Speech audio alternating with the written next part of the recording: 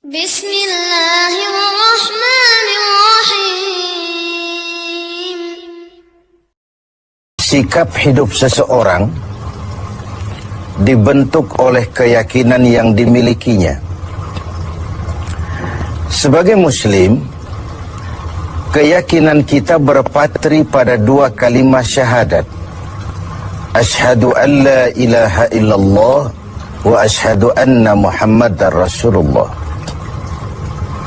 Kalimat ini membentuk perilaku kehidupan.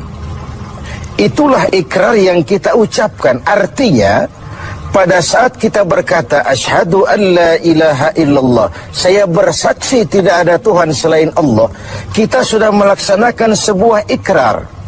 Kalau saya yakin tidak ada Tuhan selain Allah, itu berarti saya tidak akan pernah takut kecuali hanya kepada Allah.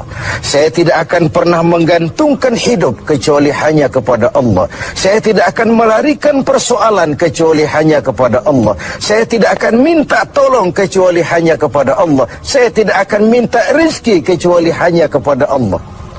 Berurat dan berakar itu di dalam hati, membentuk kepribadian dan mewarnai seluruh langkah kehidupan kita. Di zaman kita fasih betul mengucap dua kalimat syahadat. Tahlil pun lancar. Tetapi konsekuensi dari kalimat itu sering kita abaikan. Apalagi kita sedang berhadapan dengan zaman yang serba sulit seperti sekarang ini. Ekonomi yang belum pulih, lapangan kerja susah, pengangguran banyak, biaya hidup tinggi.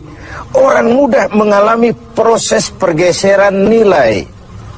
Sholatnya masih menghadap Allah, tapi kepengen dagangan laris menghadap dukun. Dicampurlah itu, iyyaka na'budu wa dukun nasta'in.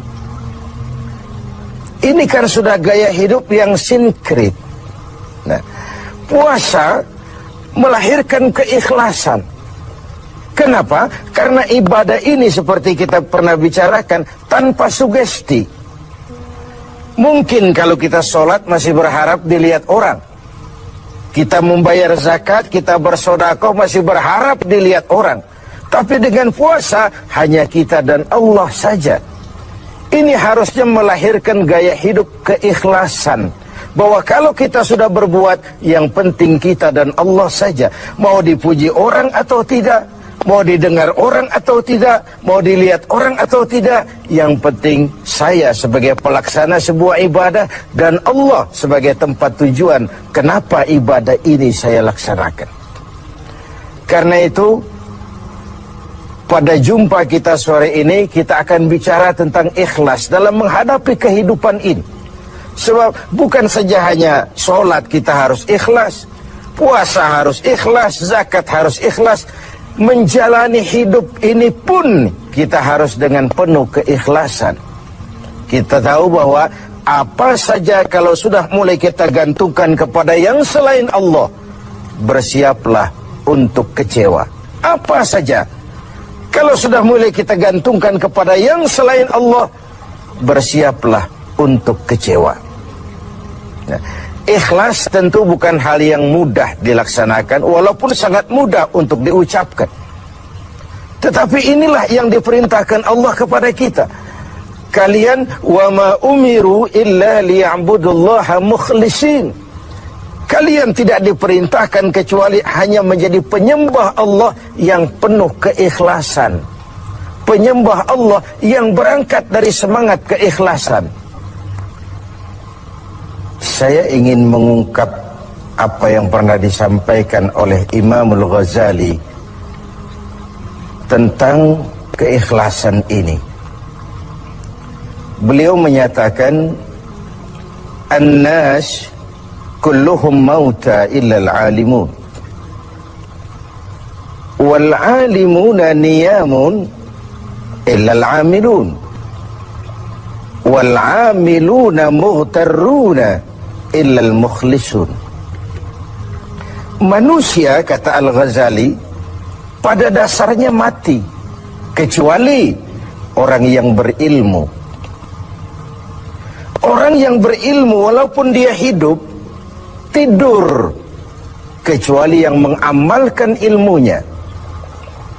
Dan orang yang mengamalkan ilmunya, banyak yang tertipu, kecuali yang ikhlas di dalam mengamalkannya. Begitulah dalam kehidupan ini, manusia pada dasarnya mati, kecuali orang yang berilmu. Tidak banyak yang bisa dilakukan tanpa ilmu. Ilmulah yang membuat manusia itu hidup, bergerak, berbuat, berkembang, tumbuh menjadi lebih maju. Ilmu dalam sebuah ungkapan lama membuat hidup jadi mudah. Seni membuat hidup jadi indah. Dan agama membuat hidup jadi terarah. Dengan ilmu hidup jadi mudah. Apa yang hari ini terjadi di benua lain, hari ini juga kita tahu dari kamar kita. Dari kamar kita bahkan kita bisa ngobrol ke luar negeri. Itu kemudahan yang terjadi karena faktor ilmu. Dahulu tahun 50-an, orang kita kalau pergi haji ke Mekah 6 bulan. Kita sudah lupa dia baru pulang 6 bulan. Yang ada cuma kapal laut, sementara Mekah Madinah unta. Sekarang orang berhaji cukup 1 bulan. Kemajuan ilmu yang menciptakan Boeing memotong waktu 5 bulan. Ruang dan waktu sudah bukan masalah. Manusia mati kecuali yang berilmu. Orang yang berilmu walaupun dia hidup, tidur, kecuali yang mengamalkan ilmunya itu. Nah, orang yang mengamalkan ilmunya banyak yang tertipu. Merasa sudah banyak karyanya, sudah banyak ibadahnya, sudah banyak kebaikannya. Mereka banyak yang tertipu, illal mukhlisun, kecuali yang ikhlas di dalam mengamalkan ilmunya itu. Ikhlas itu, itulah roh dari amal yang kita kerjakan.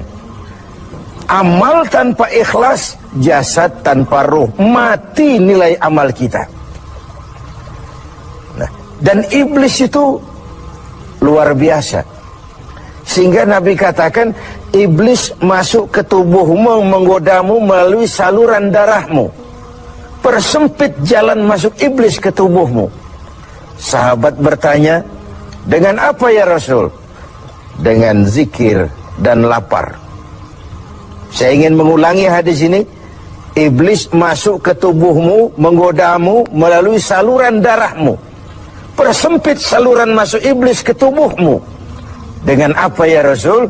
Dengan zikir dan dengan lapar. Jadi ketika kita melaksanakan ibadah puasa ini, kita mempersempit ruang gerak iblis. Itu makna bahwa kalau datang Ramadan, diikat setan dan iblis itu. Siapa yang mengikat? Ya kita sendiri. Dengan apa? Dengan ibadah puasa. Kita ikat dia, tidak berkutik, memperturutkan hawa nafsu sebagai kendaraan utama si iblis tadi. Jadi kembali kepada soalnya, keikhlasan. Itulah nilai dari amal kita. Nah, iblis datang kepada setiap orang dengan bendera yang tidak sama. Iblis datang kepada orang kaya dengan bawa bendera bakhil. Iblis datang kepada penguasa dengan membawa bendera kezaliman. Iblis datang kepada para kiai dengan membawa bendera hasud, iri hati, dengki. Iblis datang kepada orang kaya dengan membawa bendera pelit, bin bakhil alias kikir. Strateginya berbeda, bergantung kepada yang didatanginya. Nah, kalau itu tidak terkena, ditanamkannya lah perasaan bangga. Ah, amalmu sudah banyak, kebaikanmu sudah banyak. Dihilangkanlah keikhlasan kita. Karena itu hadirin dan pemirsa, saya ingin menyampaikan sebuah potret tentang ikhlas ini. Dulu ada cerita, kiai punya santri 2 orang. Satu namanya si Ali, satu namanya si Umar. Satu hari si Ali pergi ke kebun, nyabut singkong. Singkong tercabut, Ali melihat, ah ini singkong bagus sekali. Kalau dihadiahkan kepada Pak Kiai, senang hati beliau, ah tabarukan, cari berkah. Berangkat ke rumah Kiai bawa singkong. Sampai di rumah Kiai, Assalamualaikum Pak Kiai. Waalaikumsalam. Ada apa? dari kebun Pak Yai, saya jabut singkong, bagus sekali, saya ingat sama Kiai, doakan saya Kiai. Oh, bawa masuk ke dapur, Li. Ali masuk ke dapur, taruh singkong. Kiai bilang sama istrinya, Bu, Ali ini jauh-jauh datang kemari, hadiahkan kita singkong ini. Pulang kita kasih apa dia? Kata istrinya Kiai, Bang, ada seekor kambing di belakang, hadiah pengusaha temporary sama kita. Daripada di sini tidak ada yang merawat, kan lebih baik dikasihkan si Ali. Siapa tahu dia pelihara berkembang biak jadi banyak nantinya. Jadilah itu. Ali permisi mau pulang, kata Kiai, Li, saya hadiahkan kau seekor kambing. Peliharalah, mudah-mudahan membawa berkah. Terima kasih Pak Yai. Pulanglah Ali dengan kambing seekor ini. Di jalan pulang ketemu temannya si Umar. Dari mana kau, Li? Dari rumah Kiai Mar. Itu kambing dikasih sama Kiai. Kenapa kamu dikasih kambing? Enggak tahu, saya datang cuman bawa singkong ke rumah Kiai, pulang dikasih kambing. Si Umar nih otak dagangnya jalan. Kalau Ali saja bawa singkong dikasih kambing, bagaimana kalau saya bawa duren? Jadi mampirlah si Umar ke pasar beli duren 3 buah. Dibawalah ke rumah Kiai. Kiai, assalamualaikum. Ada apa Mar? Duren Kiai, ikhlas karena Allah, ikhlas Kiai, silakan. Oh, bawa masuk ke dapur Mar. Umar taruh singkong taruh duren di dapur. Kiai bilang lagi sama istrinya, Bu, Umar ini datang bawa duren lebih banyak dari yang dibawa si Ali.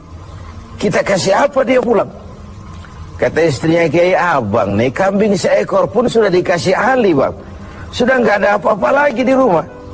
Gitu ya? Iya. Jadi macam mana? Kata istrinya Kiai, begini sajalah Bang. Ali tadi kan datang bawa singkong. Lalu Umar nih daripada pulang tangan kosong, sudah singkong Ali saja kasihin si Umar. Begitu. Iyalah. Ya jadilah. Umar permisi mau pamit pulang, kata Kiai, Mar, ada singkong, kamu bawa pulanglah, saya hadiahkan sama kamu, rebus, mudah-mudahan bawa berkah buat kamu. Pulanglah si Ali bawa singkong nih kan. Jadi ini sebuah potret betapa si Ali yang ikhlas bawa singkong dapat kambing. Umar nih yang punya target bawa duren 3 pulang dapat singkong. Nah, jadi ini sebuah cerita bahwa apa saja kalau sudah kita mulai bukan karena Allah, bersiaplah untuk kecewa.